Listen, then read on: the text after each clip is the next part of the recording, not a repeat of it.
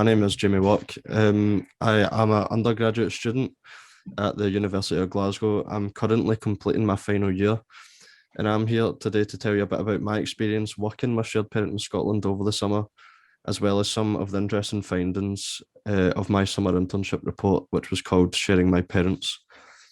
So this internship opportunity was brought to me by the Robertson's Trust. This group have supported me throughout my time at university.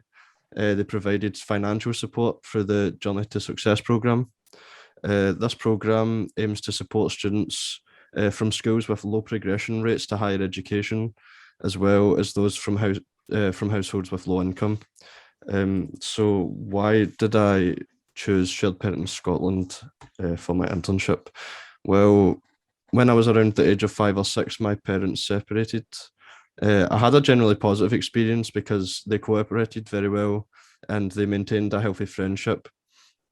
They always made sure that I was comfortable with my arrangements that were put in place, and I would see my dad like once a week on the weekends. I would stay overnight on the Saturdays. That continued until I was around 15, 16 years old, which stopped just because he got a new house, new girlfriend and stuff. So it was just difficult to go around. But we still do keep in contact. We have regular phone calls and I meet him for lunch and things like that. So naturally, this swayed me towards Shared Parenting Scotland. I had a look at the research and evidence page on their website and I found it really interesting, which inspired me for my project because I wanted to find out more about what others like me have experienced and their own stories of parental separation. So despite the recent debates leading to the legislation, the Children Scotland Act and a family modernisation strategy, there is currently a lack of knowledge in Scotland surrounding young people's thoughts and opinions on a variety of issues surrounding shared parenting. It's a phenomenon that is becoming ever more prevalent and widely accepted in modern society. In 2020, it was estimated that across the UK, there were around 2.4 million families with separated parents, affecting up to 3.6 million children. It can be difficult to put a precise number on this due to its complex nature and the individual differences within family circumstances.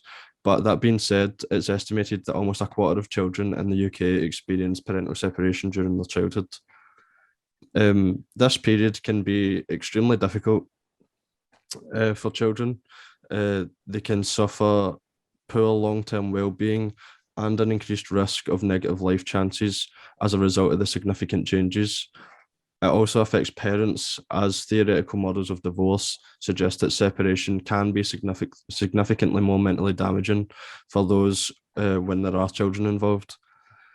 So children who have been through parental separation, living with one parent, are more likely to report not getting on well with their parents, as well as reporting that their parents didn't have time for them. They stated that they felt alone and unsupported. This is just some of the findings that I had come across during my literature review, with more featured in the final report.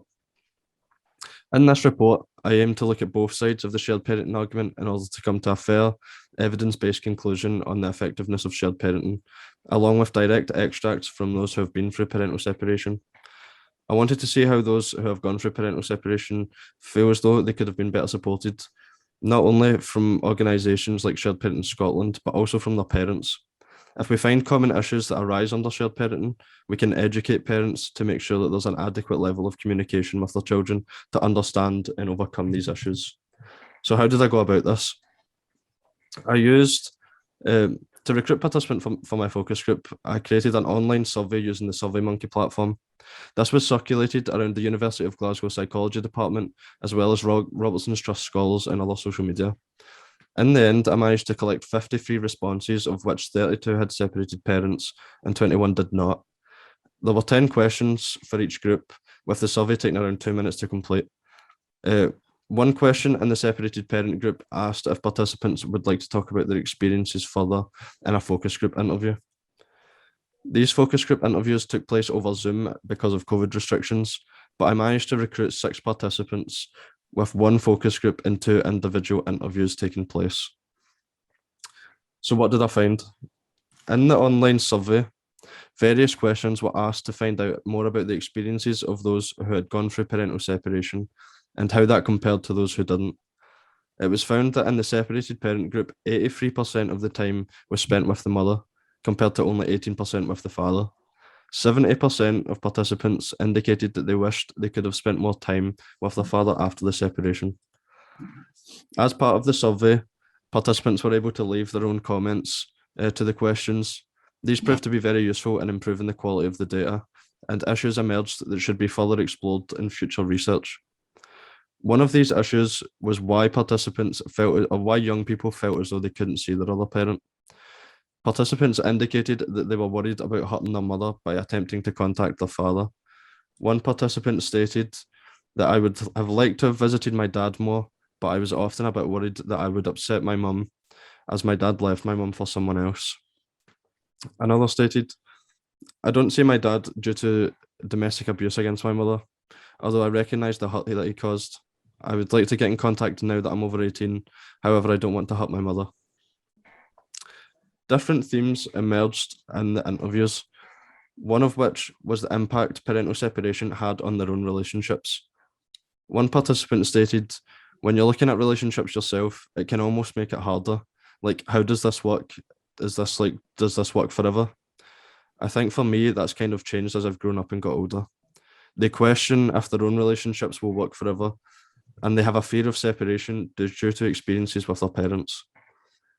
Another participant stated, if I was to have kids one day and we were to separate, I think it's vital just for you like developing as a person to have a mum and dad figure in your life. This participant believes that both parents should play an active role in a child's life in order to maintain an adequate and healthy development.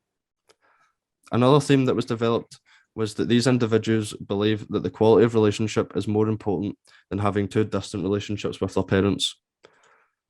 One parent can do the work emotionally of two. I think that if the relationship is good, and if you have one strong, good relationship with a parent, and there is a level of love, then I think that's all that's really important. Another theme that became prevalent was a lack of effective support and intervention for those struggling with their new arrangements post-separation. One participant indicated that they actively reached out for support, but seemed to find it more distressing. I went to a school counsellor and I hated it, and I never went back. And then I just kind of talked to my mum. With another stating that if they had access to shared parent in Scotland, it would have been really helpful, which indicates that these young people don't know where to look for support. Finally, the last theme that emerged was the expectations that young people felt pressured by a result of the separation, such as feeling as though they have to put their parents' feelings before their own. My mum is the priority and my dad is the secondary one. And I think that is always centered around my mum and what's best for her and not for me, which I've just accepted now, but I definitely found that really hard at first. Despite wanting to see their dad more, these participants are actively putting their mother's feelings before their own, stopping them from being able to develop a good quality relationship with their father. I'd be being a bad daughter if I said that I wanted to spend Christmas with my dad. So what do we need to do in the future?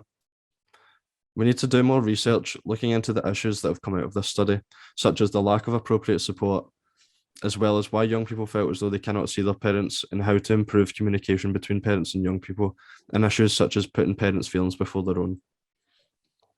Following the conclusion of my internship, my interest in shared parenting outcomes has continued. As for my psychology honours dissertation project, I've decided to continue on this study, looking further into the experiences of individuals who have experienced shared parenting, making use of one-to-one interviews in the process. Big questions need to be taken on. How better can we support young people who have gone through parental separation? And how better can we educate parents?